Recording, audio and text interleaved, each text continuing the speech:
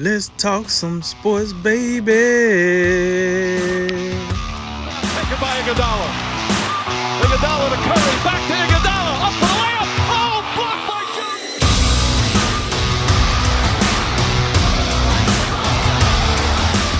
And remember, make tomorrow better than today, and make today better than yesterday. And you know what we gonna do? We gonna holler at you until next time, baby. All right, guys, let's wrap up tonight in the NFL with a look at some possible trades. Bleacher Report recently released a list of one trade each NFL team should make this season.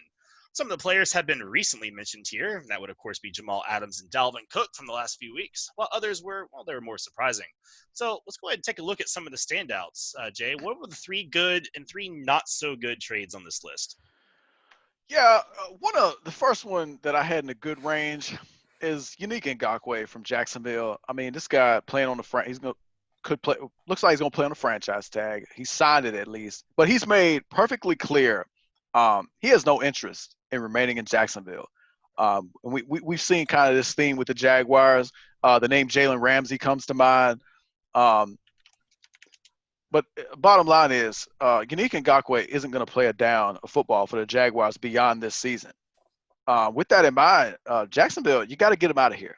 I like that what they did with Jalen Ramsey after they had exhausted all forms of negotiation to see if they could get him to hang out for a little bit. But next thing you know, the guy's he's out with the flu or something, or his back hurt. Yeah, he's got general body soreness or just some nonsense.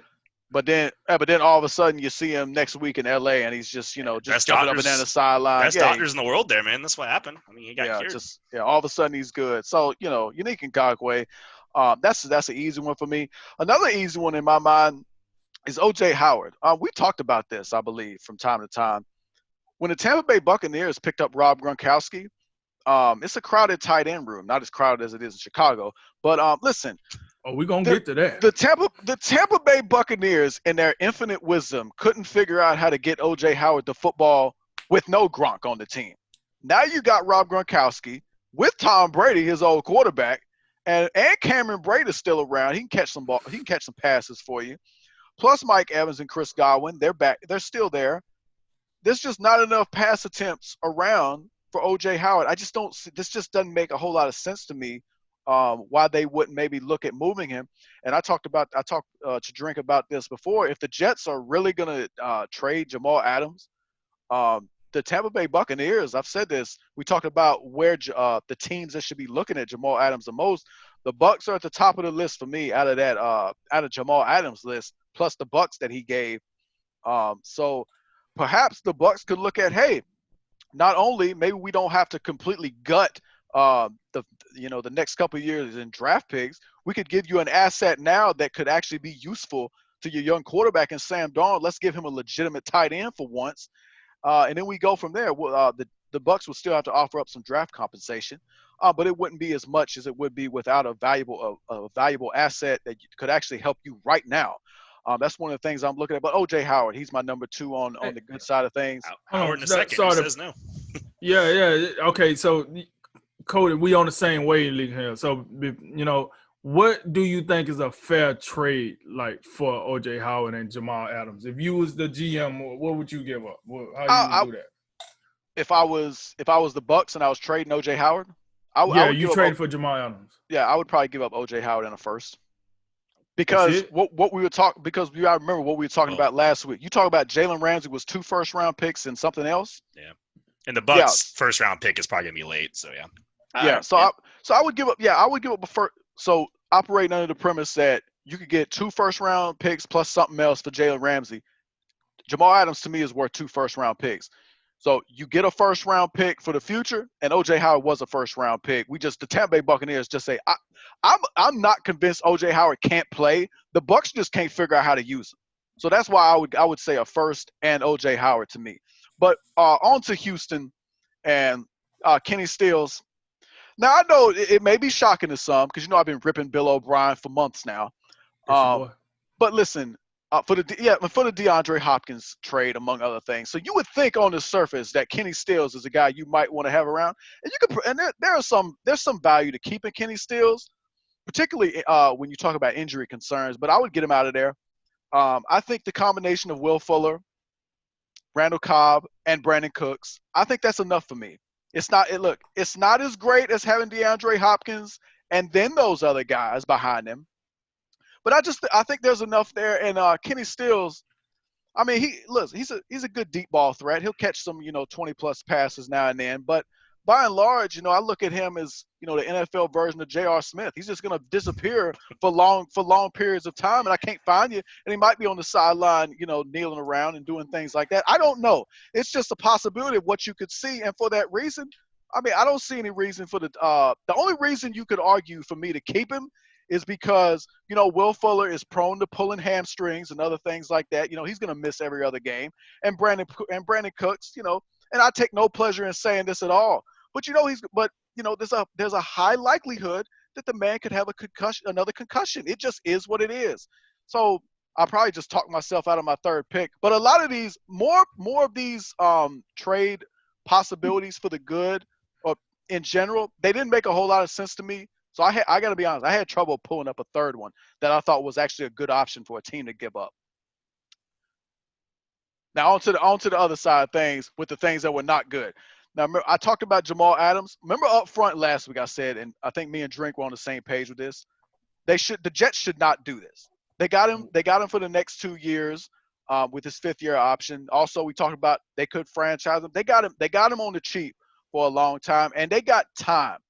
They got time to try to mend this relationship. They got to make every effort to do that. And the guy's just too good. You can't spend a high first-round pick on a guy, have him pop with 2 Pro Bowls in his first 3 seasons and an All-Pro season and the actual stats behind, the eye test of what we're looking at. You got actual metrics that you can say, yeah, he's one of the best safeties in the game, bar none. You have all those things in mind. I mean, I don't understand why the Jets would do this season. They got to wait on that. I'm looking at Dalvin Cook. Now, I know Dalvin Cook wants a big contract. The initial reports I was reading, he wanted a reasonable contract. Now, maybe that has changed. Maybe he wants that Dak Prescott money in terms of the running back position now. And if that's the case, then I'm not sure about it, Dalvin. Have you been paying attention to what's happening with some of these other running back contracts? The name Todd Gurley comes to mind. How about Le'Veon Bell? Those contracts ain't worked out all that well. You got to recognize some of these things. But again, in terms of this season, the Vikings, I say it again, the Vikings are the favorite for me in that NFC North. They can make some noise this year. Kirk Cousins and all, Dalvin Cook leading that rushing attack with that Mike Zimmer defense backing you up. And Kirk Cousins, dare I say, making a few clutch plays on 3rd down and in that 4th quarter. We saw what he did to close the Saints game. These things happen. We got to remember this. And oh, by the way, the Green Bay Packers, they're not interested in winning. I mean, we already see what they're doing. So they can win that division. I'm not sure how far they can go, but you're not. But if you listen, you want to trade Dalvin Cook, you're no longer the favorite. The Packers come back into play because Aaron Rodgers can get it done. And then we'll stay in that division. We'll stay in the NFC North for the last one that ain't that good. And this one, and look, there's arguments. There's arguments on this other side for this one as well. But Jimmy Graham, 2 years, $16 million in free agency, 2 or 3 months ago? 2 or 3 months ago, this signing took place. You already had like 8 or 9 tight ends in the tight end room. So don't give me the extra tight end stuff. I know you did draft Cole Kmet in the draft, but you already had an overload tight end room. So, I mean, he was good at tight end stuff all day. He was good. It meant enough for you to sign him then. Now you throw in the 11th. Oh, that's too many. Now we got to get you out of here, Jimmy, before he even plays a down of football. You know what? Ryan Pace again. We got to we got to do a GM segment where we rank the GMs top to bottom. I got to believe Ryan Pace is at the bottom 5 of this. He's just not that good. I will give him credit again for recognizing, hey, you know what, that Trubisky, yeah, I don't know about that. Probably not, man. So they did a nice job, said, you know what, 5th-year option, we got to cut bait with this guy. We'll bring in Nick Foles. We'll try to, we'll try some different things. But Trubisky, nuh-uh. But here's the next step of this, Ryan Pace. How about instead of recognizing your mistakes and correcting them, just do things right up front? We all said Jimmy Graham, 2 years, $16 million? He was in your division. You saw him twice a year. What did you see that said, you know what, we're gonna dish out 2 years, $16 million for a guy who might catch, I don't know, 40 passes and just not be all that much of a factor. He had Aaron Rodgers as a quarterback, and I didn't see him do much at all. That's it. Yo, hold up. Bring that back. Hold up. So since we talking about Jimmy Graham, let me go ahead and stay on the Jimmy Graham wagon here. Please do. Now, hey, first of all, not only did he have Aaron Rodgers throwing to him, the man had Drew Brees throwing to him, the man had Russell Wilson throwing to him, and dare I say, nobody know Jimmy Graham ain't been all that productive since he wore a Saints uniform. When he was over here saying, I'm a tight end that should get paid as a wide receiver, holla at your boy. Now, with that said, yeah, I think Jimmy Graham is a guy that should get traded. Here, I got it. Listen, that GM being incompetent ain't got nothing to do with Jimmy Graham. The dude stupid enough to pay him, that's Pace problem. That ain't Jimmy Graham problem. So if they trade him, they got to pay Jimmy Graham the money. Jimmy Graham gets to walk off with the old money heist, and then he gets to go to a team that don't got 10 tight ends. You know, a team that might only have 2 tight ends. So I think Jimmy Graham is a candidate to get traded. And here's the deal. Cody said it earlier. He said Jimmy Graham got a no-trade clause. That's fine. I guarantee you this. If you go to Jimmy Graham, Pace, and you say, look, I know you got a no-trade clause. You know, you see how I effed this up, man. I effed this up. I'm sorry. But if you decline your no-trade clause, I can get you over to such and such team, and you could be a starting tight end over there. We got to pay you regardless. We got to pay you. We'll pay you. You know what I'm saying? We throwing away money even though COVID hitting everybody, but hey, we just going to keep throwing away money. And then, you know, we're going to let you do what you do. Listen, I think some of these GMs, especially old Ryan Pace, he needs to be him and Bill O'Brien need to be holding hands. They need to, like, suck up their ego and say, listen, I messed up. I need to fix this. You know what I'm saying? They invented whiteout for a reason because people make mistakes. That's what it's invented for. Go back, fix your mistake. Okay, you're going to have to wipe some crow off your face. That's cool. Fix it. Jimmy Graham should not be on this team. This is bull crap. My number 2 guy, Josh Rosen. I forgot the dude was still in the NFL.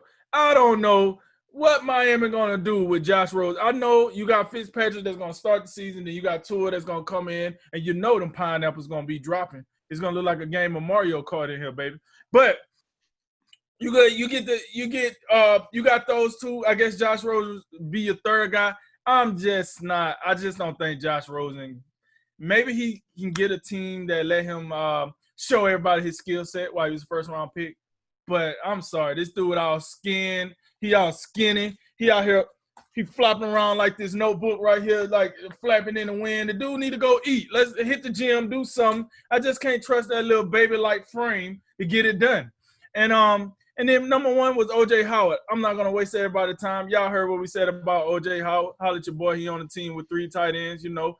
Hey, listen, Chicago, if you're just going to be signing tight ends, once you get O.J. Howard, maybe you'll get something out of him because I can guarantee you for what you paid Jimmy Graham, you ain't going to get your money's worth. I can guarantee you that, all right? Not with Mitch Trubisky throwing the ball and Nick one-time Foles. Good luck with that, all right? So moving on to my not-so-good list, the guys that shouldn't be traded, number 1 is Jamal Adams. Like, this is ridiculous. Like we said this last week. The dude did everything you want him to do. And what are we doing here? Like, what are we doing here? You lock him out the building. Did y'all see the video where they locked him out of the building? Like they changed his, like, PIN code. It was like, hey, yeah, like he goes into the building. He's like, whoop-de. Yeah, he's like, whoop-de-whoop-de-doo. Yeah. Boop, boop, boop, boop. Boop, boop, boop, boop. What a clown. Look at his phone. Maybe I did get traded. Hold on. Yo, he's like, I guess they really did change my password. To be clear, that's the opposite of what I said to do. I said mend the relationship. Lock him out of the building. Got it. Oh, that is horrible. Dysfunctional franchise 101. At that moment, I'm like, you know what? I'm out of here. I'm going home, and they can't find me. You want to lock me out of the building? Good luck trying to find me for not being at practice or whatever it is. Get up out of here, man. Number 2, I had Philip Lindsay. Here's the deal. I understand that they signed Melvin Gordon. I'm perfectly aware of that. But here's the deal. This guy was undrafted. You drafted him. He done made a name for himself. He's a Pro Bowler. He's an all-pro running back. To me, if you really felt like you have two running backs and you don't need one of them, then you shouldn't have got Melvin Gordon. It's kind of like what we talking about with Chicago and Jimmy Graham. Like, if you don't need one, don't go sign an extra one. You need to work with the one that you have. But this is the NFL in 2020, where that one running back bullcrap, that ain't it. Todd Gurley, you see what happened to his knee? That's one running back bullcrap right there. That ain't that. That ain't flying no more. You need two. You need two capable running backs, spread load, get the job done, holler at your boy. That's what you need. Phillip Lindsay, Melvin Gordon, that's what Denver need. Drew Luck about to be slinging his own pineapples. Not the same ones Tua, because Tua got wine.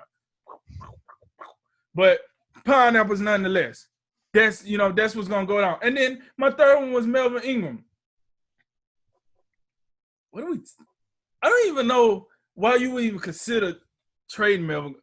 Can anybody tell me who's behind Melvin Ingram? What pass rusher for the Chargers is behind Melvin Ingram? I looked, and I don't see a lot behind Ingram and Bosa. I don't even get why his name was even on that list at all. Like, you need him.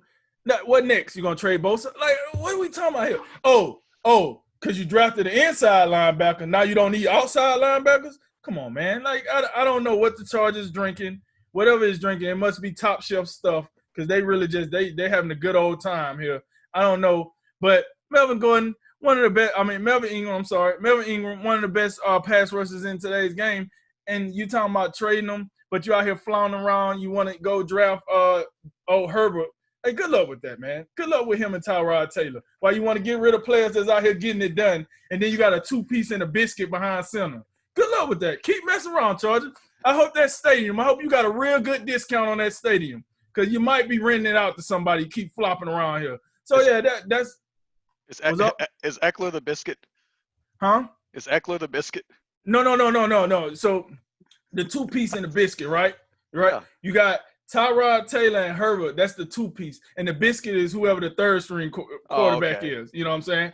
No, Eckler is like, Chick-fil-A for them right now. You know what I'm saying? He's been getting the job done. He's on time. You kind of want to pull up to there and see if they mess your order up just so you can talk trash about them, but they never get it wrong. It's like one of them things, you know what I'm saying? So, that's how I look at that. Over to you, George. So, Next week, fast food rankings in the NFL. Yeah. Hey, back to my Jimmy Graham. I know most of my points made it seem like I was for trading Jimmy Graham. You cannot trade Jimmy Graham, a guy you just signed 3 months ago, gave him a no. I don't know. How did you give him a no trade clause? I thought that was reserved. I thought that was reserved for dudes who were actually productive and showed up, not guys that were just on the NFL thing. Not dudes that were just out. Not dudes that was just out on the field posing. This guy ain't even a complete tight end. When have you ever seen Jimmy Graham block somebody for real? But look, if Ryan Pace actually trades Jimmy Graham this season, that should be the last thing he does as Bears GM. Like that, just general incompetence. He should draft his resignation while making that trade offer and completing that trade process. Get out of here. Terrible. This is resignation at tight end, isn't he? Never mind. Anyway, yeah, real quick, I'll go down my list. For my good trades, I had Michael Gallup, number one. Look, Amari Cooper's a stud. You got him for a while. You still got to pay Dak, and that's going to hurt even more than it already is, that $31 million franchise tender being signed. And you drafted arguably the best wide receiver in this year's draft class in CeeDee Lamb. So Gallup's a very interesting commodity. 1,100-yard season he's coming off of. He's got a cheap deal for 2 more years. It's not a deal the Cowboys have to make. You can go into the season with all 3 of these guys, but if you're getting back to running the ball like you should be, Cooper and CeeDee's probably enough, and you can get quite a nice haul back for Gallup in the right trade. I had Ryan Kerrigan on this list as well. $11.5 million in the last year of his contract, kind of getting that wrong side of 30. You just drafted one of the most promising pass rushers in 20-plus years, and Montez Sweat also, it's your first-round pick from the year before. So you've got a lot waiting in the wings behind him, and Kerrigan would still have some to offer to another team, and you're already kind of got that rebuilding feel in Washington with the new coach and the young quarterback, so maybe a good time to get him out of there and get a new team for him. And then I'd be remiss if I didn't speak on Yannick Ngakoue real quick. The biggest thing with the Jaguars' perspective, like we talked about before, is Yannick spent the entire offseason sabotaging his own value. I mean, he was all over social media, fighting with the owner's kid. I mean, almost taking a dump on the field. Like, he was doing everything he could to get out of here. And it didn't work, obviously, because the Jaguars have no reason to trade him right now for pennies on the dollar. So the best thing he can do right now, guys, really is to suit up, get out there, mix that with Josh Allen, the good one, and K'Lavon Chaisson, and just get back into it, rack up some sacks. You're going to have plenty of dudes out there rushing with you, and then you're going to offer for him midseason. You're going to punt him out of town. You're going to move him. You're going to get some good value. So he is out of town. It's just a matter of when than if. We'll go to the other side. I had Kenny Stills on here, Jay, but you kind of made the argument for me. Hey, man, I don't know. I don't trust Will Fuller all that much. Randall Cobb, again, wrong side of 30 when the season starts. And we all know about Brandon Cooks. That's really questionable. If even one of those dudes gets hurt and Kenny Stills is out of town, I don't know who Deshaun Watson's supposed to throw. What? Yo, wait a minute. Did you say either one of those? Yo, I said if Stills is out of town and any of those dudes get hurt, then you're down to just two of them. So Brandon Cooks, I guarantee you want to put some money on it, he will get a concussion this season. You touch his shoulder, he gonna get a concussion. This is what I'm talking about right here. Yo, he's out of here, buddy. Hey, man, I told you how hard it was for me to find three guys. You're right. No, you're not kidding. You're not kidding. The only thing I'd say, too, about Stills, what's going to be the market for him if you were to put him back up, is one of those things where if you're not going to get a great value, which you're Houston, you need it, are you going to get it for him? So That's true. That's true. The only GM that would give you a sweet deal is Bill O'Brien, and he already got him. Trade himself. Yeah, it's going to be tough. Texas blockbuster Yellow Tech. Anyway, Alshon Jeffrey on this list as well. You got to get an older, more injury-prone now Deshaun Jackson. Just spent a lot of the season hurt. Your first round pick in Jalen Reagor is not only an unproven rookie, but we know he's kind of raw. He's kind of a guy that's going to have to develop in the league a little bit. You got Marquise Goodwin and JJ Arcega-Whiteside and the other two guys. So, it looks like from the spot you think, oh, that room sounds good, but it's a little more questionable than it sounds. I would not want to trade Jeffrey, a great possession wide receiver. I could see more of a contract restructure because he does have a hefty tag this year, but I wouldn't be looking to trade him if I was Philly. Yeah. And then, Let me just add in there. Yeah. I think that's a great one for not trading because of all those other guys you mentioned, plus Marquise Goodwin. They're all burners. They're all down the field guys. You need somebody who can work those short and intermediate routes. That's true. I mean, you can't have Carson Wentz taking 7-step drops every play and getting killed back there. It's just not going to work, especially with Brandon Brooks already being done for the season. So, yeah, you got to have some balance in your receiver core. Four verts. Again, Doug, 4 verts. All right. And then, I had the Jimmy Graham dead horse on here as well. The only thing I'll tell you, he signed that contract. He's got a $9 million guaranteed at the signing. So the Bears would not only be trading someone with a no trade clause, they would also be eating that dead money. So they would pay him $9 million for doing literally nothing for the team. So they should, because they have like 20 tight ends, but they probably aren't going to be able to. They shouldn't have signed him. Or that.